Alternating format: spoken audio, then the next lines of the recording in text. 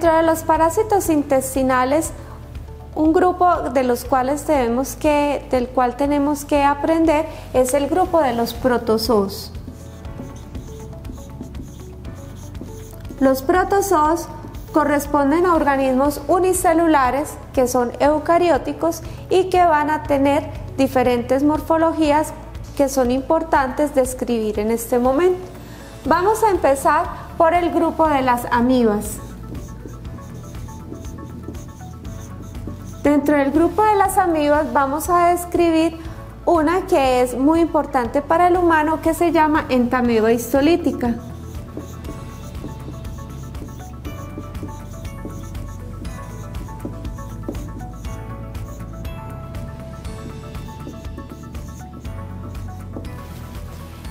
Entamoeba histolítica es la amiba que va a ser patógena para el humano. Vamos a encontrar que esta me puede ocasionar un cuadro intestinal que corresponde a la amibiasis intestinal.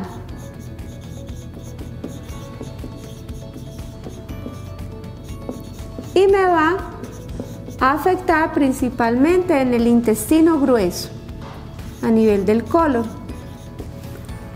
Tenemos la otra forma, que es la forma extraintestinal. Se conoce como una complicación. Generalmente primero da una amibiasis intestinal y se puede complicar a una amibiasis extraintestinal, produciéndome un absceso hepático.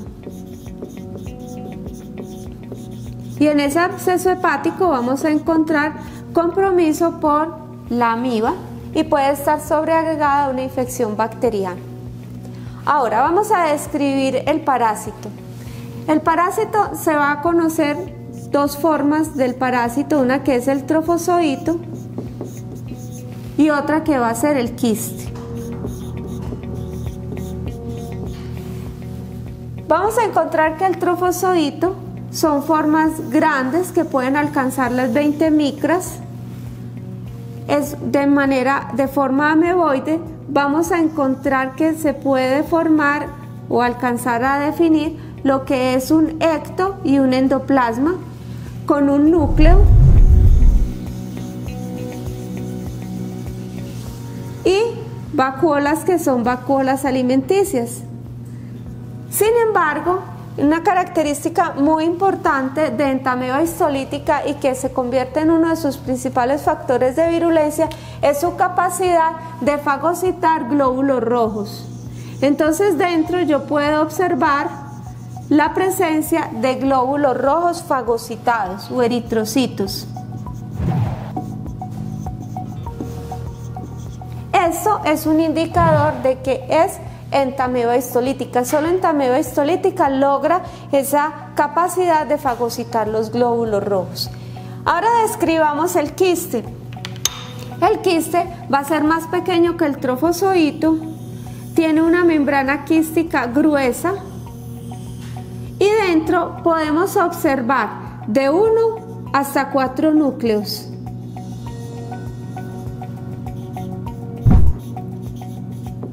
Su tamaño del quiste puede estar alrededor de unas 12 a unas 15 micras. Y como les digo, puede tener de 1 hasta 4 núcleos. Nunca va a sobrepasar los 4 núcleos. Ahora, es muy importante tener claras las características de ese núcleo. Vamos a hacer un zoom de ese núcleo y vamos a ver cómo es por dentro. El núcleo entonces sería cromatina periférica regular y cariosoma central. Cada uno de estos núcleos tendría esa morfología: cromatina periférica regular y cariosoma central. Eso es lo que me va a permitir su identificación al microscopio. ¿Dónde los puedo ver? Entonces lo puedo ver en el coprológico, en el examen directo, mejor con la preparación en Lugol. Esto en el caso de los quistes. Para ver los trofozoitos, como este esta capacidad del trofozoito es que él se puede mover por la formación de pseudópodos. Entonces, en la solución salina voy a buscar la presencia de los trofozoitos por su movimiento. Sin embargo, solo el hallazgo de trofozoitos con eritrocitos me va a hacer el diagnóstico de que es entameba histolítica, que sería la amiba patógena para el humano. Ya otros métodos de diagnóstico podría ser el cultivo. Sin embargo, el cultivo no se hace en todos los laboratorios de diagnóstico, solamente hay centros especializados. También se puede hacer la detección de antígeno en heces. Y finalmente podemos hacer pruebas moleculares que me van a permitir la detección del DNA del parásito y darme una prueba confirmatoria de su presencia. Esto que acabamos de describir es lo más sencillo a nivel intestinal. Sin embargo, cuando el paciente tiene una amibiasis, puede presentarse un cuadro grave que es la colitis amibiana, en donde se van a producir unas úlceras en el intestino. Entonces, de esas úlceras es necesario hacer diagnóstico de cuál es el agente etiológico y allí tendríamos que tomar una biopsia al paciente para poder hacer el estudio histopatológico de esas lesiones. Entonces, cuando voy a la amibiasis intestinal, pero por medio de una biopsia, vamos a buscar en el tejido la presencia de los trofozoitos. ¿Qué voy a observar allí con la coloración de hematoxilina eosina? Voy a observar el tejido intestinal y dentro del tejido, en un sitio generalmente acompañado de eritrocitos porque hay centros hemorrágicos, voy a encontrar la presencia del parásito del trofozoito. Ya lo describimos con un núcleo, cariosoma central, y vamos a encontrar la presencia de eritrocitos dentro. Este hallazgo me va a confirmar la presencia de entameba histolítica invadiendo la mucosa intestinal. Cuando hablamos ya del absceso hepático, ya es necesario que si se hace un aspirado de ese absceso hepático, podamos observar en el contenido del aspirado también la presencia de los trofozoitos, y a veces es necesario también el cultivo de bacterias porque generalmente hay una sobreinfección y se produce una infección bacteriana sobreagregada. Así ya logramos el diagnóstico de la amibiasis intestinal o extraintestinal o de ambas, dependiendo de la clínica del paciente. También podemos utilizar en el diagnóstico para la amibiasis coloraciones como la hematoxilina férrica,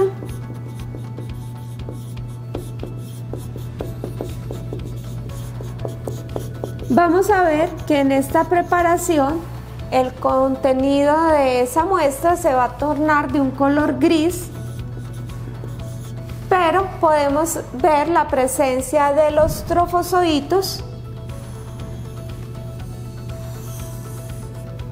observando un solo núcleo con cariosoma central y la presencia de los eritrocitos, si los podemos ver allí dentro de ese citoplasma,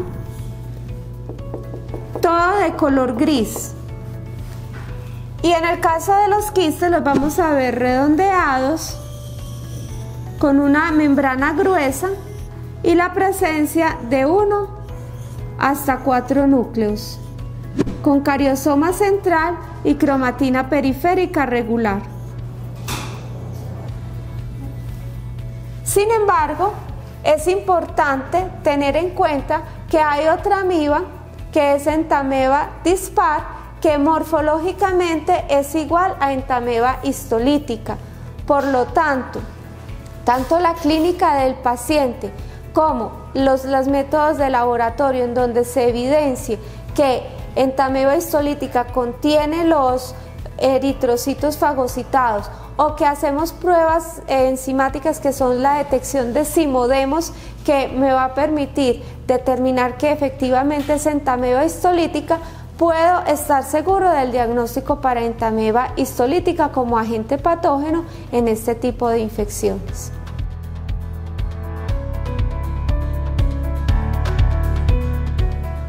Sin embargo, a nivel intestinal hay otras amibas que son amibas no patógenas. Esas amibas no patógenas van a ser informadas por el laboratorio, pero me van a indicar contaminación oral fecal, es decir, me habla de una mala higiene realmente, pero no me van a causar patología en el humano. Normalmente se informan para que se haga esa recomendación para evitar contaminación oral fecal, porque es así como se adquieren otros agentes que sí son patógenos. Entonces, cuando hablamos de amibas no patógenas, vamos a encontrar agentes como Entamoeba dispar,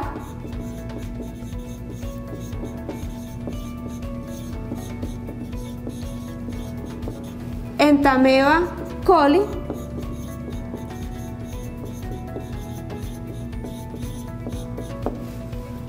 Endolimax nana,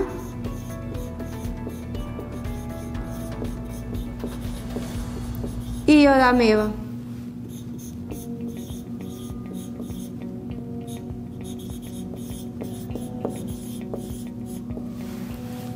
Ellas las vamos a diferenciar en el examen coprológico por la presentación de sus quistes.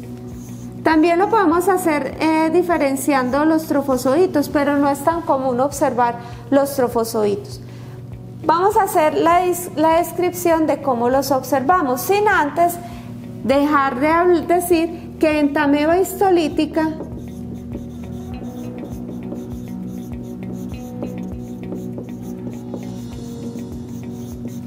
va a ser la amiba patógena y que es idéntica a Entamoeba dispar. Recordemos que lo único que lo diferencia van a ser al microscopio la presencia de los eritrocitos en los trofozoitos, pero como vamos a describir los quistes, vamos a ver cómo se ve. En cuanto a Entamoeba histolítica, Entamoeba dispar, recordemos que son quistes de pared gruesa con 1 a 4 núcleos, cariosoma central, cromatina periférica regular.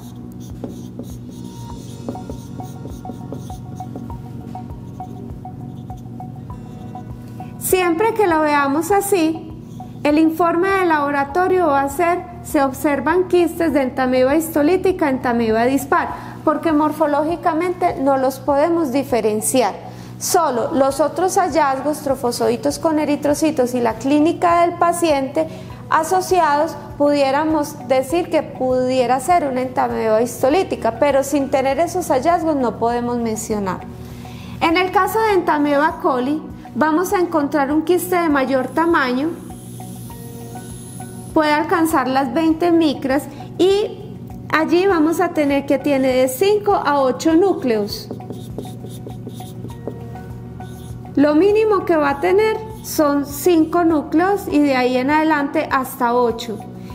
Cuando movemos el micrométrico vemos que no aparecen todos en el mismo plano, van a aparecer en diferente plano.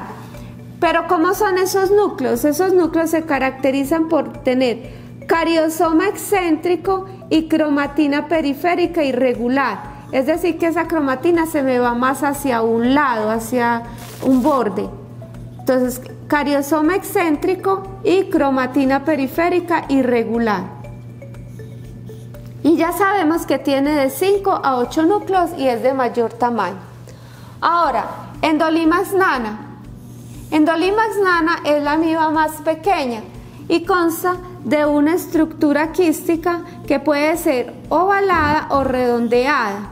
Lo interesante es que es la más pequeñita y puede tener más o menos de unas 4 a 8 micras. Y en cuanto a núcleos, va a tener de 1 a 4 núcleos. La característica principal de esos núcleos es que todo el material está concentrado en un punto. Y cuando movemos el micrométrico vamos a ver que ellos brillan. Entonces esos núcleos se ven brillantes. Finalmente, en el caso de Iodomeva, se caracteriza por ser un poco más grande que Endolimas. Puede tener más o menos de unas 10 a 12 micras. Lo característico de esta amiba es que tiene una gran vacuola, un solo núcleo, pero esa vacuola, cuando estamos haciendo la preparación en Lugol, se va a tornar de color café porque es una vacuola de glucógeno. Entonces con el yodo se va a teñir de color café a negro. Esta es lo que me la va a identificar. Así tendríamos las diferentes amibas no patógenas que las van a informar desde el laboratorio, pero que no requieren tratamiento con antiparasitario porque en realidad no producirían ninguna enfermedad, pero sí me hablan de una contaminación oral fecal y por lo tanto requiere una educación para el paciente.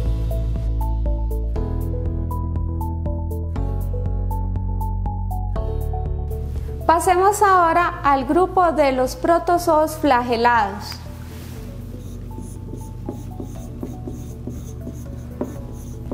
Dentro de los flagelados vamos a encontrar a Giardia. Giardia intestinalis. De Giardia, recordemos que produce una diarrea de tipo secretor. Vamos a encontrar de Giardia trofozoito,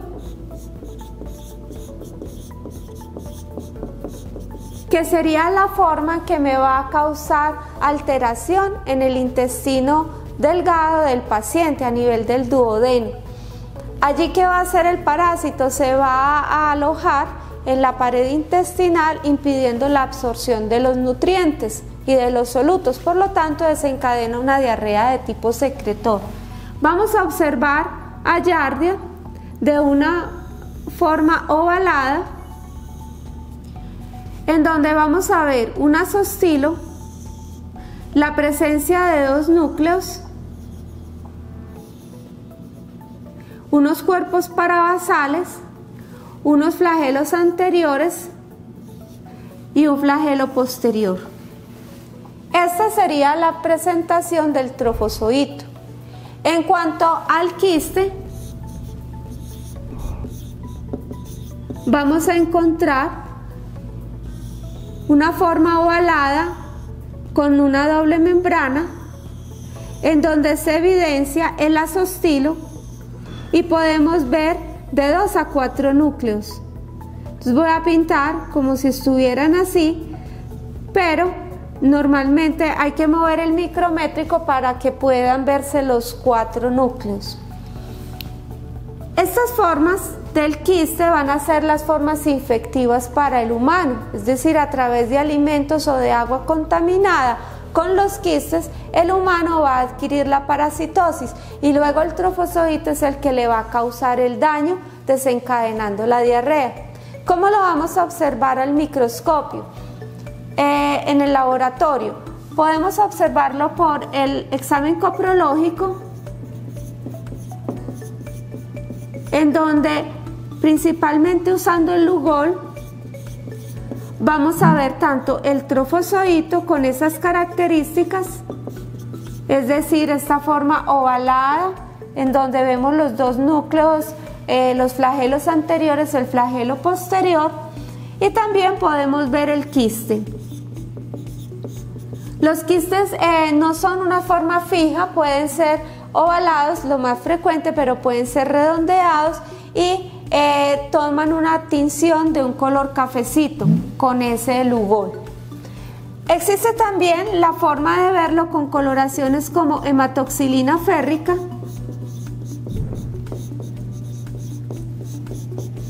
y con coloración tricrómica,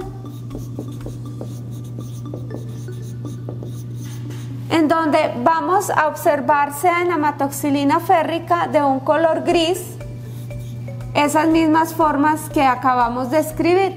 La diferencia es que ya este material está fijado a la placa y coloreado, entonces lo podemos ver no solo en 40X, sino que ya lo podemos observar en 100X para ver mayores detalles.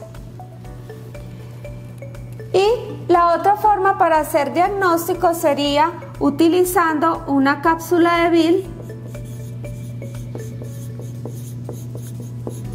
En la cápsula de Bill lo que se pretende es obtener contenido duodenal, y de ese contenido duodenal se observaría al microscopio tal como se observa en el coprológico, buscando la presencia de trofozoitos principalmente, aunque también podemos ver los quistes.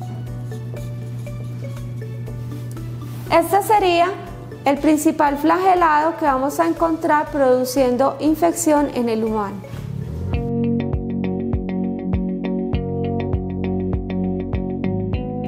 Pasemos ahora al grupo de los ciliados. Dentro de los ciliados vamos a encontrar el único ciliado que puede afectar al humano, que es Balantidium coli.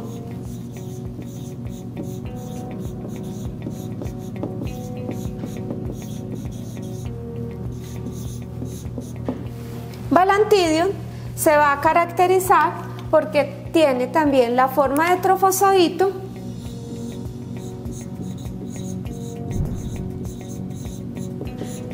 la cual se caracteriza por ser formas ovaladas o redondeadas de mayor tamaño, pueden alcanzar unas 50 micras. Vamos a encontrar que en su porción anterior tiene el citostoma y en su porción posterior no siempre se observa, en algunas veces encontramos el citopigio, y tiene el cuerpo, el soma, completamente rodeado de cilios, que son los responsables de su movilidad. Vamos a observar dentro, en el citoplasma, el núcleo. Tiene un macronúcleo que es arriñonado y un micronúcleo que no siempre se observa, pero cuando se observa es redondeado, muy cercano al macronúcleo. Adicional, vamos a ver vacuolas, y dentro de esas vacuolas pudiéramos ver bacterias, que es su principal fuente de nutrición.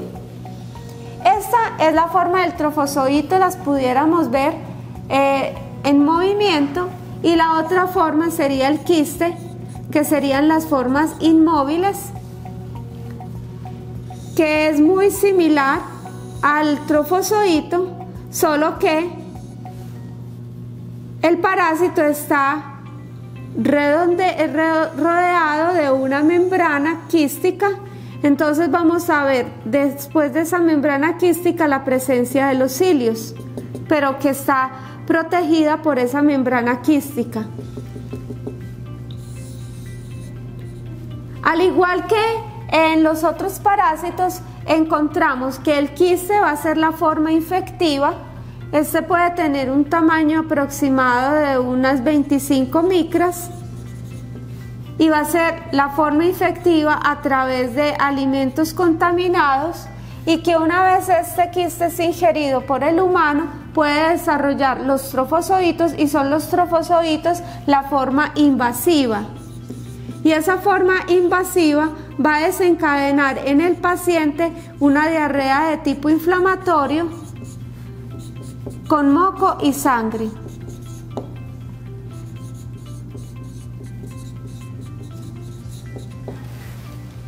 Este sería uno de los agentes ciliados que va a afectar al humano y del cual tenemos que hacer diagnóstico por este tipo de diarrea de tipo inflamatorio.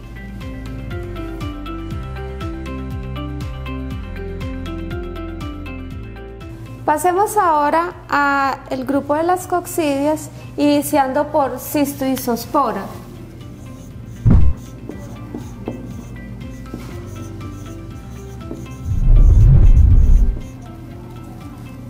Cistoisospora belli. Encontramos de que esta es una de las coccidias de mayor tamaño que puede afectar al hombre, y vamos a encontrar la forma de ooquiste cuando hacemos la preparación en el coprológico, o también podemos verla utilizando Ziehl-Neelsen modificado. Cuando lo vemos en el examen coprológico, en el examen en fresco, vamos a observar formas ovaladas, que este sería el ooquiste. Dentro vamos a encontrar de 1 a 2 esporoblastos, y dentro de cada esporoblasto vamos a encontrar hasta 4 esporozoitos.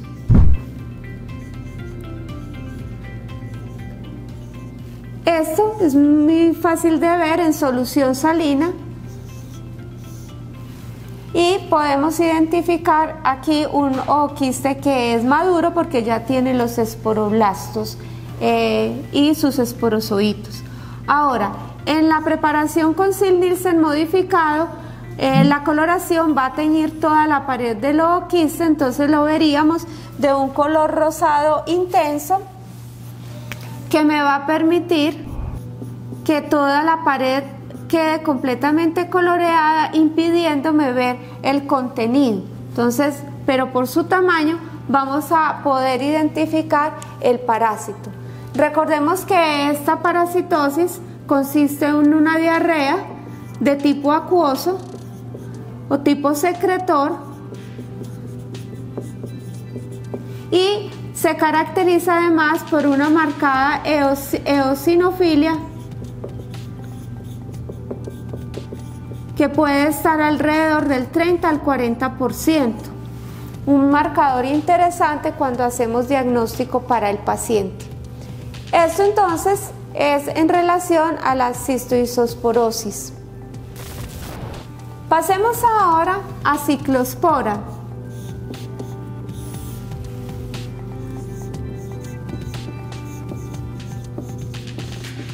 Ciclospora cayetanensis. También me va a producir un cuadro diarreico de tipo secretor, y vamos a observar la presencia de ooquistes. Estos ooquistes son más pequeños que los de isospora y son redondeados.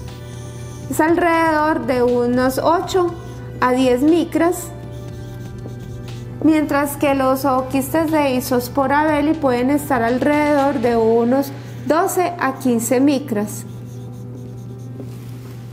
En el caso de Ciclospora cayetanensis vamos a ver ese ooquiste, y dentro podemos encontrar el esporoblasto con un cuerpo reticular. A veces se pudieran ver los esporozoitos, pero no siempre se logra.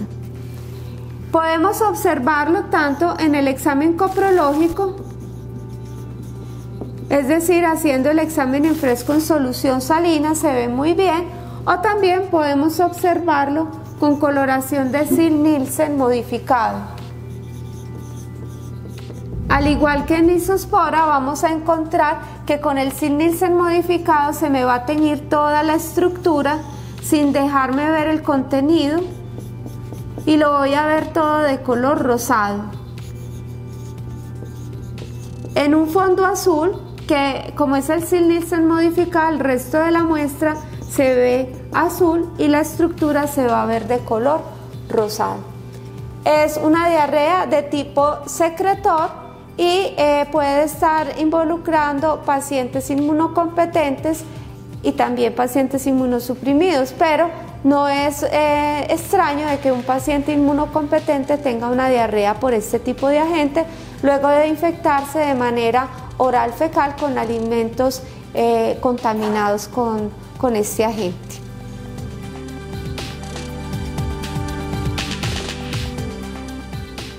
Pasemos ahora a Cryptosporidium.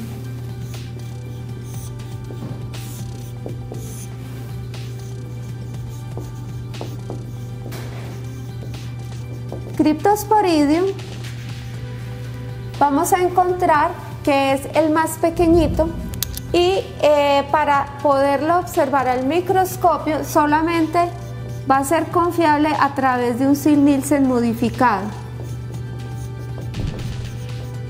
Y vamos a requerir el objetivo de 100X. En cambio, los otros agentes que ya habíamos visto, ciclospora y cistoisospora, se pueden ver muy bien con objetivos de 40X. En el caso de Cryptosporidium vamos a observar unas estructuras redondeadas que son los ooquistes y se van a teñir con el SIL-Nielsen modificado de color rojo. A veces solamente alcanzamos a ver toda la estructura coloreada de color rojo, rosado, y a veces podemos ver unas estructuras internas que son los esporozoitos que con la coloración se contraen y quedan como puntos más oscuros. Sin embargo, pues siempre los vamos a ver de este tamaño, es más o menos de unas 4 a unas 6 micras, y solo con la observación del SIL-Nielsen modificado logro hacer el diagnóstico. Recordemos que la Cryptosporidium va a ser un agente que causa diarrea en niños o en pacientes con un estado de inmunosupresión en donde el recuento de CD4 esté disminuido, y esto es lo que va a conllevar a una susceptibilidad a la infección por este agente.